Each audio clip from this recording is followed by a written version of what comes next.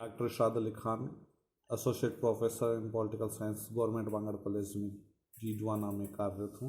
आज हम अस्तु के दास्ता संबंधी सिद्धांतों का अध्ययन करेंगे।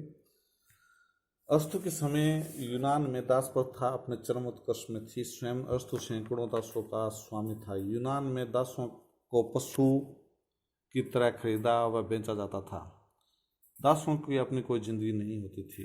अस्तु ने दासों की उपयोगिता के संदर्भ में कहा था कि जिस प्रकार वाणी आदि वाद्य यंत्रों की सहायता के बिना उत्तम संगीत उत्पन्न नहीं हो सकता, उसी प्रकार दासों के बिना स्वामी के उत्तम जीवन का तथा बौद्धिक और नैतिक गुणों का विकास संभव नहीं है। इस प्रकार हम कह सकते हैं कि यूनानी जीवन का एक प्रमुख आधार दासता रही है। अरस्तु के अनुसार जो स्वभावतः अपना नहीं लेकिन दूसरों का, वह दास है। अर्थात दास वह है जिसका स्वयं का कोई व्यक्तित्व नहीं होता है और यहाँ तक कि जिसका अपना मस्तिष्क भी नहीं होता है। राज्य और सामाजिक व्यवस्था के प्रश्न पर विचार करते हुए अरस्तु ने दासता पर विचार व्यक्त किए। यूनानी जगत में होमर के समय में दास प्रथा सामाजिक जीवन का आवश्यक अंग थी।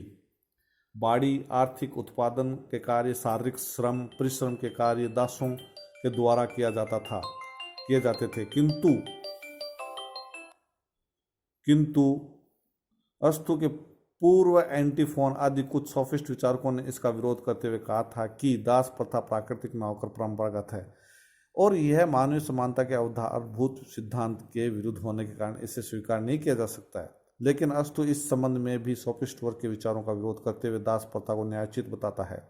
उसका कहना है कि परिवार की व्यवस्था के लिए सजीव और निर्जीव दो प्रकार के साधनों की आवश्यकता होती है। संपत्ति एक निर्जीव साधन है और दास एक सजीव साधन है। अरस्तु निम्नलिखित दासता के दो प्रकार बताता है। स्वाभाविक दासता यानी प्राकृतिक नेचुरल, और वैधानिक दासता यानी कानूनी लीगल दासता। दासता के संबंध में दासों की स्थिति सुधारने के लिए उसने जो बताया है वो ये है कि दासों के प्रकार जो बताए हैं, पहला कि कैसा दास की प्रथा होगी। जैसे इसमें एक चार्ट बनाया मैंने, दासों की स्थिति, कानूनी दासता, स्वामी, सभी और यूनानी। यानी दासों प्रकार में दास प्रथा के दो प्रकार, प्रथम कानूनी प्राकृतिक, दूसरा कानूनी। प्राकृतिक दास वे होते हैं जिनका शारीरिक विकास तो होता है लेकिन बौद्धिक विकास नहीं होता है। कानूनी दास वे होते हैं जिन्हें युद्ध में जीता जाता है, अर्थात पराजित राष्ट्र के नागरिकों और तथा सैनिकों को दास बनाकर रखा जाता है, लेकिन वह कानूनी दासता को न्यायोचित नहीं ठहराता है। दास प्रथा स्वामी और दास दोनों के लिए हितकारी। अरस्तु के अनुसार दासों का अच्छी तरह पालन पोषण करना दासों और स्वामी दोनों के लिए हितकर है। इसलिए उसका विचार है कि दासों की प्रति स्वामियों का विचार, व्यवहार और सहृदयतापूर्ण होनी चाहिए। उनका कहना था कि यदि स्वामी दासों के प्रति उचित और न्याय संगत व्यवहार ना करे तो राज्य को दंड देना चाहिए। सभी दासों के मुक्ति के अवसर होने चाहिए। मुक्ति के अवसर में यानी कि दास प्रथा में एक बार दास बनने के बाद संपूर्ण जीवन इस स्थिति में नहीं रहता है। यदि दास नैतिक और बौद्धिक विकास हो जाता है और स्वामी की मृत्यु हो जाती है, तब दास को मुक्त कर दिया जाना चाहिए।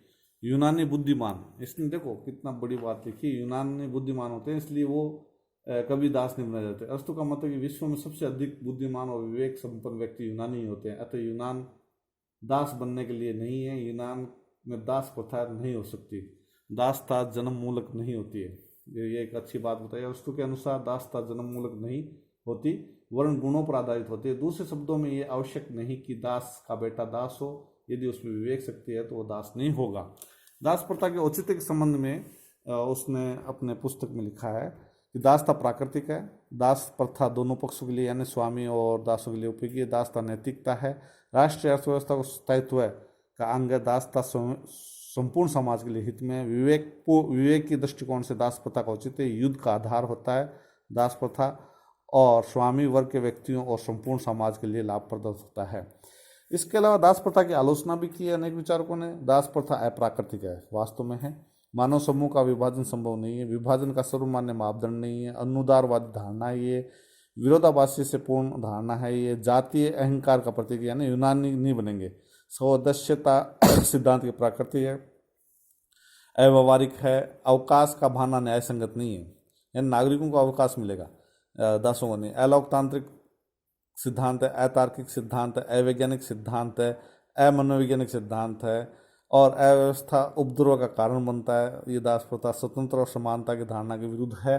दास था, इसलिए हम कह सकते हैं कि अंत में निष्कर्ष में कह सकते हैं कि दासता की अवधारणा का समर्थन करने के कारण अरस्तु को राजनीतिक चिंतन के इतिहास में आलोचना का पात्र बनना पड़ा है। यद्यपि उसका तर्क था कि दासता यूनानी समाज और अर्थव्यवस्था का आधार है, उसके विकास के लिए बहुत जरूरी है। इससे स्पष्ट होता है कि अरस्तु तत्कालीन मान्यताओं से अपने आप को अलग नहीं कर सका। साथ ही साथ अरस्तु ने सुधार योजना प्रस्तुत कर दासता के प्रति मानवीय दृष्टिकोण प्रस्तुत करने का भी प्रयास किया। इसके अलावा अरस्तु नस्ल भेद की भावना से ग्रस्त था। धन्यवाद।